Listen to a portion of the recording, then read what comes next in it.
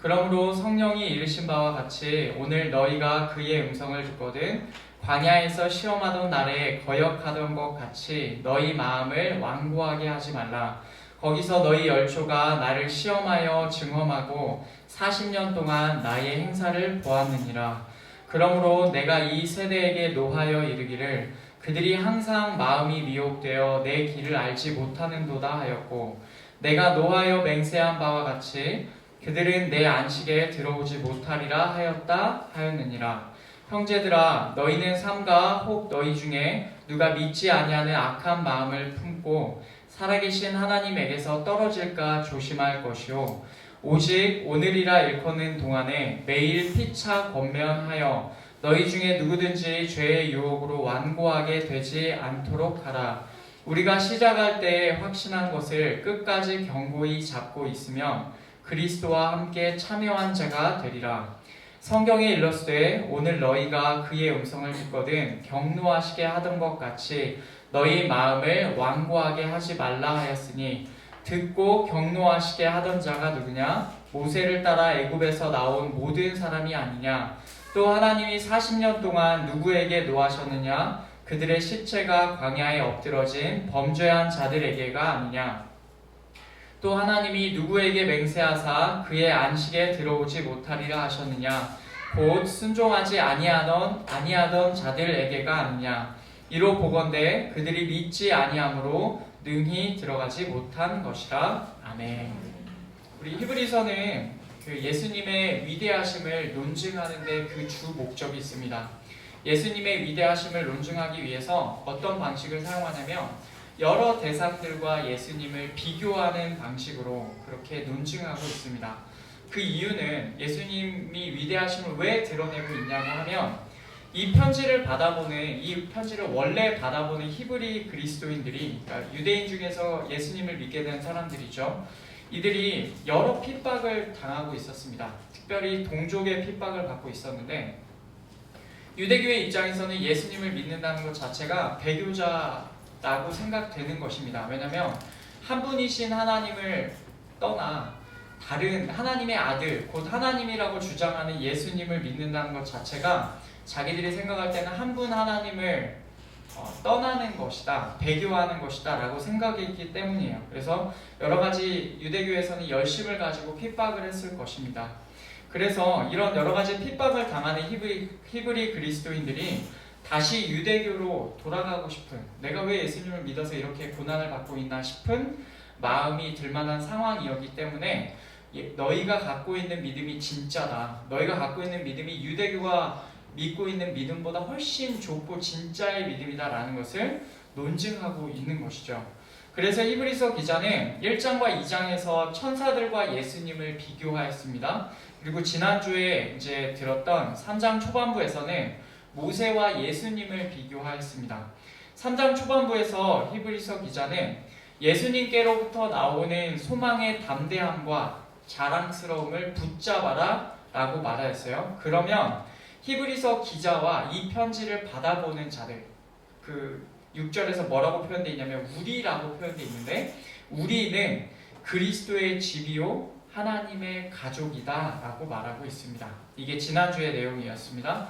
이제 오늘은 우리가 함께 읽은 말씀인 히브리서 뒷부분을 좀 살펴보고자 합니다. 이 뒷부분에서는 우리라고 표현된 자들에게 경고하는 내용이에요.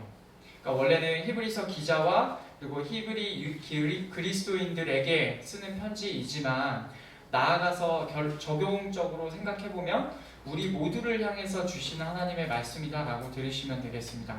3장 초반부에서 모세보다 위대하신 예수님을 설명하였습니다. 그리고 그 내용에 덧붙여서 주의할 점을 말하고 있는 게 오늘 말씀입니다. 그러니까 삽입된 경고입니다.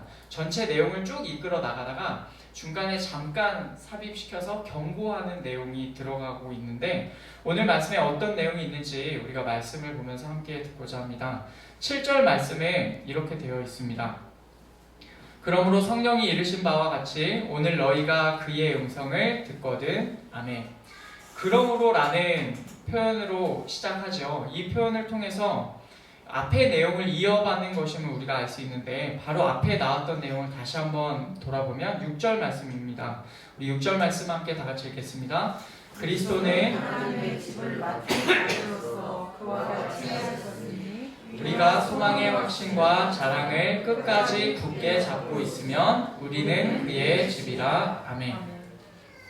이 편지를 받아보는 자들, 그러니까 바로 앞에서 우리라고 표현된 자들이 하나님의 집이요, 하나님의 집이라는 말은 하나님의 집의 사람이라는 것입니다. 집의 사람은 가족이에요.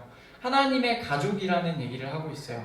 그렇기 때문에 그러므로라는 표현 뒤에 나오는 내용은 그들, 그러니까 우리라고 표현된 사람들의 이어지는 내용인 것임을 우리가 알 수 있습니다.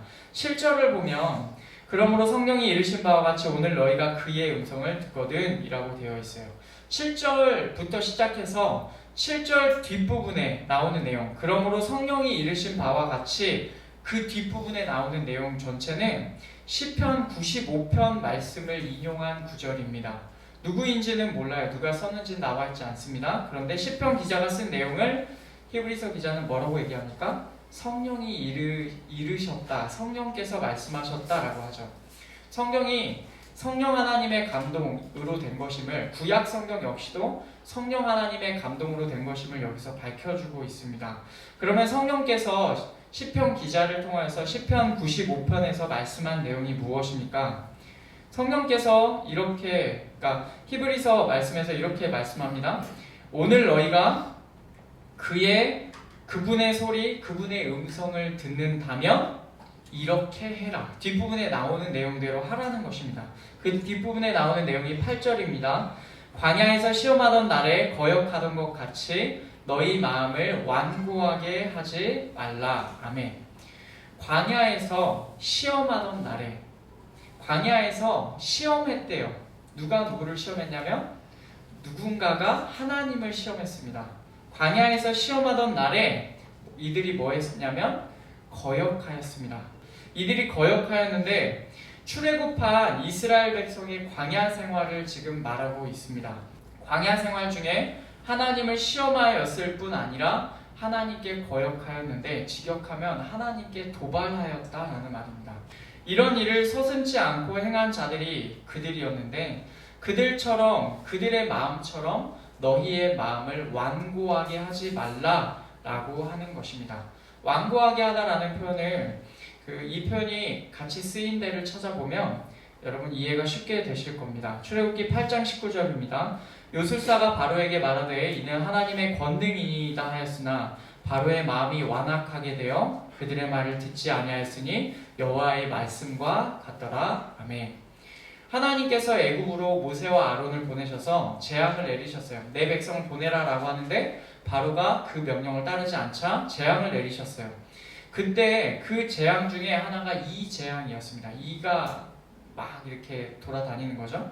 그런데 바로의 요술사들이 여러 가지를 따라했어요. 근데 이거는 흉내내지 못하는 겁니다. 그래서 뭐라고 하냐면 바로에게 이것은 하나님의 권능입니다 라고 말을 합니다. 그런데 바로는 마음이 완악해져서, 직역하면 마음이 굳어져서 그들의 말을 듣지 않아요. 이렇게 분명한 하나님의 역사를 보고서도 하나님께로 자신의 마음을 굳게 하여서 하나님과 자신의 마음을 분리시킨 다음에 자기의 마음을 굳게 하여 가지고 하나님을 인정하지 않았습니다. 애굽에서 바로에게 보여졌던 그 똑같은 마음의 상태를 출애굽한 이스라엘 백성도 그 마음을 가지고 있습니다. 바로가 마음이 굳어졌었는데 광야에서 이스라엘 백성도 똑같이 마음이 굳어졌다라고 합니다. 하나님을 시험하였고 하나님께 도발하였습니다. 이어지는 9절 말씀을 보겠습니다. 거기서 너희 열조가 나를 시험하여 증언하고 40년 동안 나의 행사를 보았느니라. 아멘. 여기서 이 사람들의 정체가 누구인지가 나옵니다. 이 말씀을 듣는, 우리라고 표현된 이 말씀을 듣는 자들의 선조예요. 선조, 열조. 그러니까 아버지들, 그들의 조상들입니다. 출애굽한 이스라엘 백성의 후손이 이 시편 95편 말씀을 듣고 있는 자들입니다. 이 말씀이 그래서 히브리 그리스도인들도 출애굽한 이스라엘 백성의 후손으로서 이 말씀을 함께 듣고 있습니다. 그러니까 모두의 우리의 선조가 그런 일을 하였다라는 것이죠. 하나님께서는 거기 그 광야에서 당신을 시험하는 자들에게 하나님의 일들을 40년 동안 보게 하셨습니다. 하나님을 시험한 그들은 그 광야에서 40년을 보내면서 하나님께서 행하신 일들을 보았던 것이죠. 이어서 10절, 11절 말씀에서도 계속해서 시편 95편 말씀을 인용하고 있습니다. 그러므로 내가 이 세대에게 노하여 이르기를 그들이 항상 마음이 미혹되어 내 길을 알지 못하는도다 하였고 내가 노하여 맹세한 바와 같이 그들은 내 안식에 들어오지 못하리라 하였느니라. 아멘. 여기서 말하는 내가에서의 나는 누구냐면 하나님이시죠. 하나님께서 그 세대에게 화가 나셔서 말씀하셨습니다. 뭐라고 하셨냐면 그들이 항상 마음이 미혹되어 내 길을 알지 못하는도다. 그러니까 그들이 항상 미혹되다라는 말은 헤맨다라는 것입니다. 길을 잃는다라는 것이에요. 그들이 항상 길을 잃어요. 마음에서 그 마음의 길을 잃어버리는 것입니다. 그리고 그들은 하나님의 길을 알지 못합니다. 마음에서 헤매고 마음에서 하나님의 길을 알지 못하며 마음의 길을 잃어버립니다. 그들이 항상 그렇게 행했습니다. 하나님께서는 분노로 그들에게 이렇게 말씀하시죠. 그들은 내 안식에 들어오지 못하리라 라고 말합니다. 하나님을 시험하고 하나님을 도발하며 마음에서 길을 잃고 헤매는 자들은 결국 하나님의 안식에 들어가지 못하고 모두가 광야에서 죽음을 맞이하였습니다. 이들이 누구인지 여러분 잘 아시죠? 16절부터 18절까지 나오는 말씀에서 이 질문에 대한 답을 자세하게 주고 있습니다. 16절 말씀, 듣고 경노하시게 하던 자가 누구냐? 모세를 따라 애굽에서 나온 모든 사람이 아니냐? 아멘. 하나님의 말씀을 들었을 때 그분의 말씀을 듣고 하나님께 도발하던 자들이 누굽니까? 히브리서 기자가 스스로 대답합니다. 모세를 따라 애굽으로부터 나온 모든 사람들입니다. 출애굽한 이스라엘 백성을 말합니다. 17절 말씀에서 또 하나님이 40년 동안 누구에게 노하셨느냐? 그들의 시체가 광야에 엎드러진 범죄한 자들에게가 아니냐? 아멘. 하나님께서 40년 동안 화를 내신 하나님의 분노를 받은 대상이 누굽니까? 그들의 시체가 광야에서 엎드러진 죄 지은 사람들입니다. 그러니까 광야에서 죄 지어서 죽게 된 사람들을 가리킵니다. 역시 출애굽한 1세대 이스라엘 백성을 말합니다. 18절 말씀에서 또 하나님이 누구에게 맹세하사 그의 안식에 들어오지 못하리라 하셨느냐? 곧 순종하지 아니하던 자들에게가 아니냐. 아멘. 그리고 하나님께서 그분의 안식 안으로 들어오지 못할 것이다 라고 맹세하신 대상이 누굽니까? 아까 앞에서 말했죠? 맹세하신 대상이 누구냐면 순종하지 않은 자들입니다. 결국 모세를 통하여서 애굽으로부터 나온 모든 자들, 그들의 시체들이 광야에서 엎드러진 죄 지은 자들, 순종하지 않은 자들, 이들은 애굽에서 나왔긴 했지만 광야 40년 동안 하나님을 시험하고 하나님께 도발하면서 광야에서 죽음을 맞이하게 되었습니다. 이들은 출애굽한 1세대 이스라엘 백성을 말합니다. 그러면 왜 히브리서 기자는 3장 6절에서 우리라고 표현된 히브리 그리스도인들이 하나님의 집이다 라는 사실을 말하다가 왜 갑자기 시편 95편 내용을 이렇게 길게 인용하고 있는 것입니까? 시편 95편에서 말하는 출애굽한 이스라엘 백성과 지금 이 히브리서의 편지를 받아보는 히브리 그리스도인들 사이에 연결점이 무엇입니까? 분명히 어떤 연결점이 있기 때문에 그들 얘기를 하다가 갑자기 시편 95편에 출애굽한 그들의 선조들 얘기를 하는 것이죠. 이들 사이의 연결점이 무엇입니까? 이 사람들의 연결점이 무엇이냐면 스스로를 하나님의 집이요, 하나님의 가족이요, 하나님의 백성이라고 생각하는 점에서 연결이 됩니다. 출애굽한 이스라엘 백성은 자신들을 애굽에서 놀라운 권능으로 건져주신 하나님께 관하여서 우리들은 하나님의 백성이다. 우리들은 하나님의 살아계신 하나님의 백성이다. 우리는 애굽에서 능력으로 우리를 건져주신 살아계신 하나님의 백성이다 라고 생각했습니다. 또한 이 편지를 받아보는 히브리 그리스도인들에게 히브리서 기자가 계속 한 얘기가 뭐냐면 우리는 그의 집이다 라는 것이죠. 너희는 그의 백성이다. 우리는 그분의 백성이요 집의 사람이다. 가족이다 라고 얘기하는 거예요.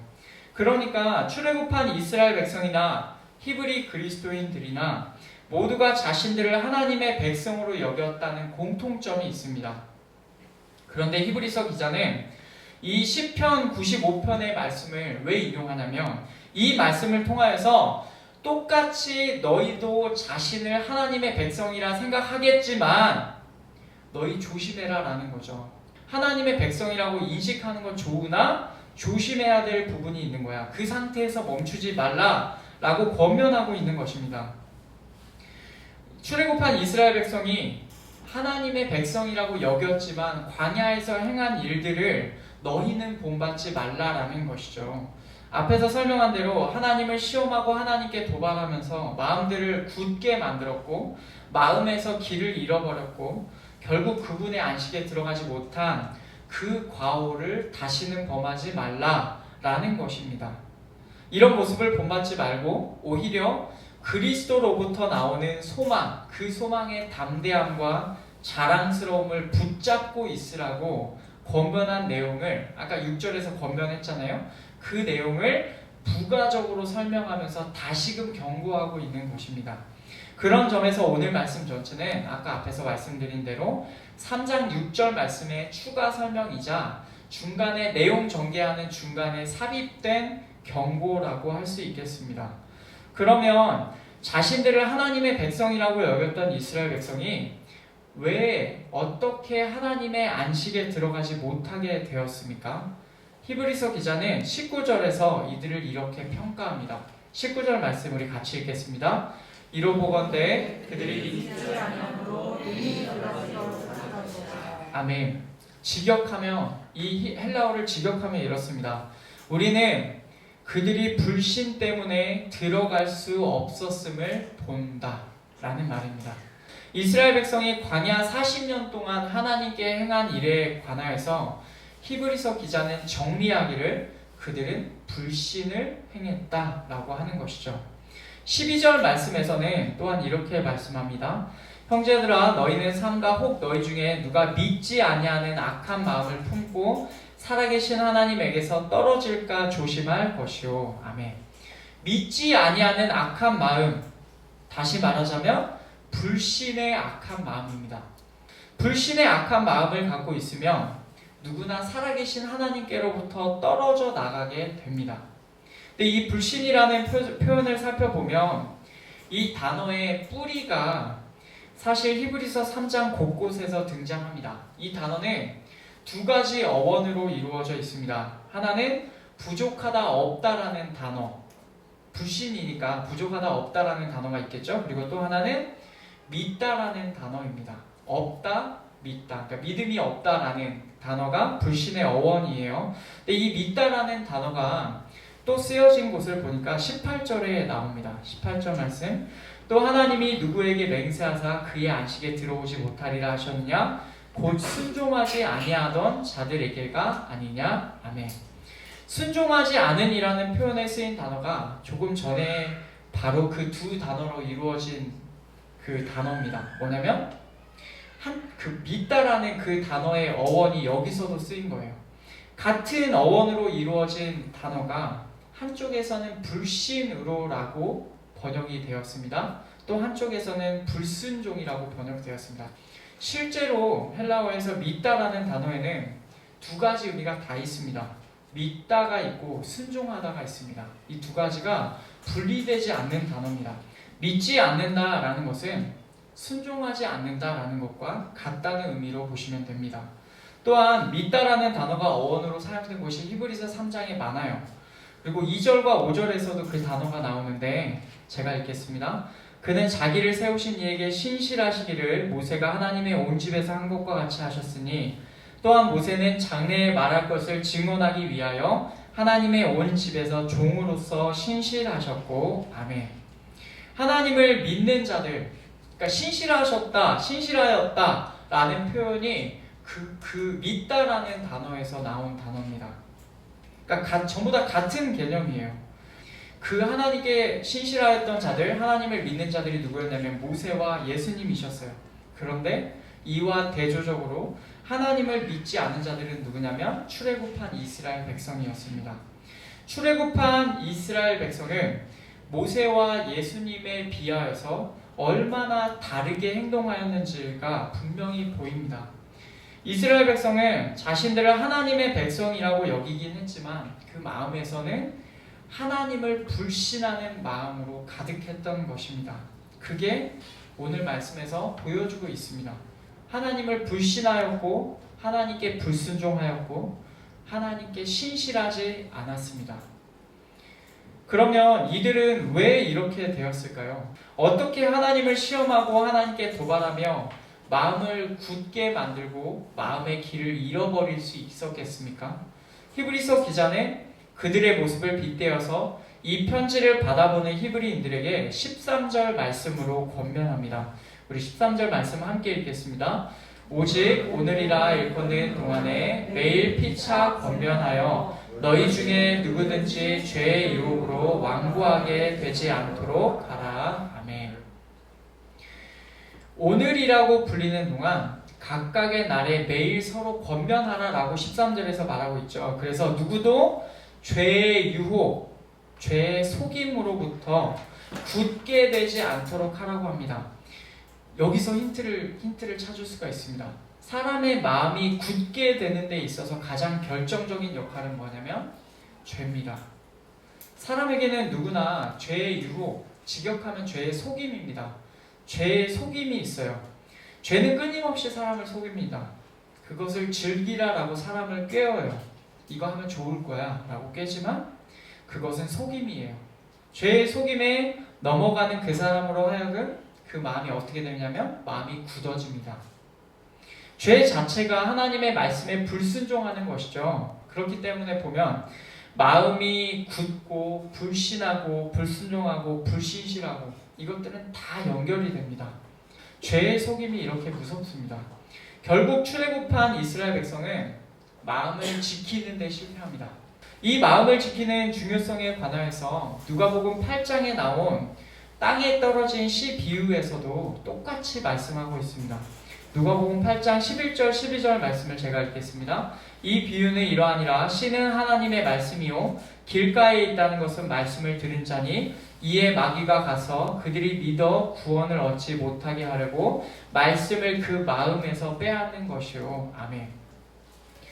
말씀을 들은 자에게는 일단 그 마음의 밭에 말씀의 씨가 뿌려졌어요. 떨어진 그 말씀의 씨앗을 잘 품고 그 말씀을 믿으면 구원을 받게 됩니다. 그런데 마귀는 말씀을 믿으면 구원을 받게 되는 줄 아니까 어떻게 합니까? 끊임없이 그 말씀을 들은 자의 마음에서 빼앗아 가려고 합니다. 마음에서 그 말씀만 빼앗아 버리면 그 말씀을 믿을 수가 없잖아요. 마음에서. 그러니까 구원받지 못하게 되는 것이죠. 그런데 15절 말씀을 보면 좋은 땅에서 어떻게 됩니까? 좋은 땅에 있다는 것은 착하고 좋은 마음으로 말씀을 듣고 지키어 인내로 결실하는 자니라. 아멘. 좋은 땅에서는 착하고 좋은 마음으로 말씀을 듣고 지키며 인내로 결실합니다. 여기서 말하는 지킨다라는 표현이 우리가 뭔가 말씀을 행한다, 지킨다라는 말씀으로 이해하기 쉬운데 직역하면 붙잡는다라는 것입니다. 말씀을 붙잡고 있는 거예요. 6절 말씀에서 우리가 지난주에 얘기했죠. 굳게 붙잡으라고요. 그 표현이랑 완전히 같은 표현입니다. 소망의 담대함과 자랑스러움을 붙잡으라. 붙잡고 있으면 우리는 그의 집이다라고 할 때 그 붙잡는다라는 것입니다. 이렇게 보면 믿음이란 단지 한순간의 고백이 아닙니다. 단지 한순간의 고백이라고만 믿음을 정의 내리기보다는 끊임없이 죄의 속임과 싸우며 마귀와 대항하여 착하고 좋은 마음을 가지고 말씀을 붙잡고 인내하는 것이 믿음이다 라고 말할 수 있겠습니다. 그렇기 때문에 히브리서 기자는 뭐라고 말합니까? 오늘이라고 불리는 동안에 매일 서로 권면하라라고 말합니다. 죄가 너희를 속여서 마음이 굳어져 버리지 않도록 서로 권면해 주라라고 하는 것이죠. 혼자서는 얼마든지 무너질 수 있기 때문에 서로 돌아봐 주라는 것입니다. 왜냐하면 이 편지를 받아보는 히브리 그리스도인들은 주 안에서 형제들이고 그리스도의 집이고 그리스도의 가족이고 교회이기 때문에 그렇습니다. 그렇기 때문에 이 말씀은 우리에게도 똑같이 적용할 수 있습니다. 여기서 말하는 우리 역시 주 안에서 형제들이고 그리스도의 집이고 하나님의 집의 가족이며 또한 우리가 교회이기 때문에 여기 있는 우리 모두에게도 적용할 수 있다는 말입니다. 우리 서로 무너지기 전에, 각각 살다 무너지기 전에 서로 돌아봐 주면서 죄의 속임으로 우리의 마음이 굳어져 버리지 않도록 늘 붙잡아 주는 것이 필요하겠습니다. 그러면서 히브리서 기자는 앞에서 나온 6절 말씀을 반영하여 14절에서 재차 약간 다른 표현으로 강조하고 있는데 우리 14절 말씀을 함께 읽겠습니다. 우리가 시작할 때에 확신한 것을 끝까지 견고히 잡고 있으면 그리스도와 함께 참여한 자가 되리라. 아멘.